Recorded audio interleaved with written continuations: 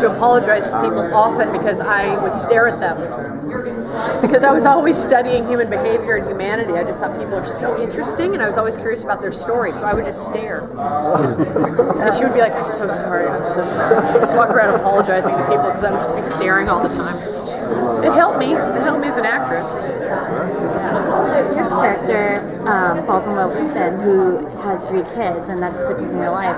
Are we going to see more of what makes Ben worth it? What? I'm sorry. 3 kids? I'm like, whoa. When I watched it, I was like, oh. I'll tell you what makes it worth it. Ben is such a compassionate, patient guy. With the fact that I'm in such foreign territory, I would imagine if you're a dude you're a divorced guy with 3 kids, you've got some of them are teenagers going through puberty, the last thing you want is a woman who has no idea what the hell she is doing. So it takes a real warm, compassionate, patient soul to be a father and also integrate me into his life, and that's telling right there of someone who's of value. Yeah, I think you'll see as the season progresses that Ben is the kind of guy who just wants to make the people in his life happy. He'll do anything for her. He'll do anything for his kids. And that's really the only thing that anyone's really looking for, right? And you know what I love too is like as the season progresses and I start integrating more with the kids and I start going like, oh well, maybe I can kind of do this. He then starts opening up his vulnerabilities, and like as I take a little more presence with the kids, it allows him to become more vulnerable because he doesn't have to be the solid one all the time, which then opens the door for even more comedy because then I kind of have moments where I can boss him around as if I know what I'm doing. Sure. And it's just more comedy in that way. We sort of switch roles a little bit from time to time. Yeah. And even though things get crazier and more hectic, I think it gives Alice a new sense of purpose. She has a chance to have a family, and that's maybe something she didn't imagine was possible. And there's a lot of richness that comes out of that. But I think he's worth it. What about the premise of the series made you guys want to audition for it? Oh, there's never been anything done like this on network TV. I mean, I always look for something different.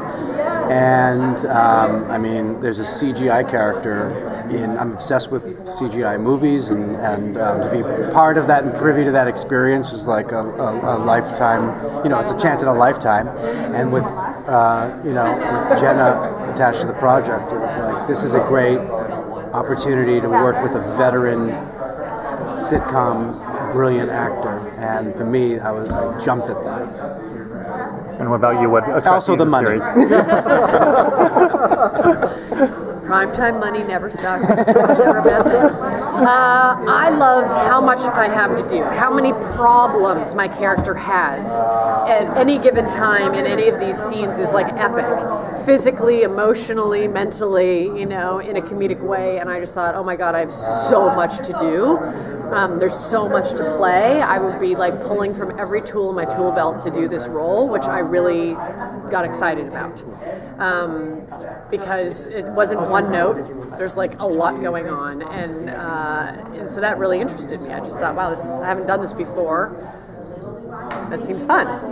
And like everybody involved is super talented, from Sean Levy to Adam Goldberg and Doug Robinson, an Academy Award-winning animator. I'm like, okay, I couldn't find any reason not to do it, and I really didn't want to do network television anymore. I told my agents, do not bring me a network television show. I'm not doing it. So Rachel Dratch, Rachel Dratch wasn't around, right? No. So how did you guys make that work to interact with the Mary? Yeah. So when they offered me this role, I was like, okay, we gotta have a little powwow here. So me and Sean and Adam and Doug and Dave, we all got together and had a little meeting. I said, if I'm gonna do this, I can't just have like the random script supervisor person reading Mary's lines flatly, because I already have something that doesn't exist, and I can't have a zero performance on top of it from a co-star, even if it's an animated character. So And then also, I said, I'm going to need this. We will get you a comedic actress to be on set in Vancouver to do Mary's lines with you, because Rachel records all her stuff way after the fact. Once we film it, they edit it together, and then she sees it and does her voice. So, and they're going to have a life-size puppet, a puppeteer, and the actress. And I said, okay. I said, now here's the other thing. Like, I'm in Vancouver, and there's always a learning curve with any new project. So, as we're figuring out something that's never been done in primetime television, and the entire writer's room is in Los Angeles, and we're up in Vancouver, what happens as what if I have a question about a scene? Like, I don't want to feel like I'm just up there floating by myself, going through this learning curve.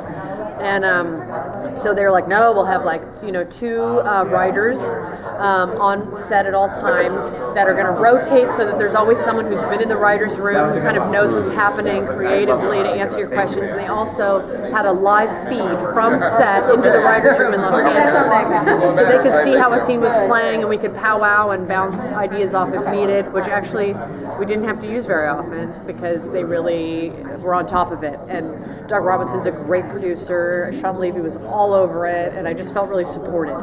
So that was helpful, because I didn't want to be floundering. Okay, we got to start walking to the pit. Thank you. Thank you. Sure. Thank you so much. Thank you. Thank you. Yeah. Can I get a quick photo? Thank you. Oh, Thank this you. is the camera, the video. Love it. Thank you. Love it. Perfect. Thank you. I loved all my dragon. Hello. Here's the thing.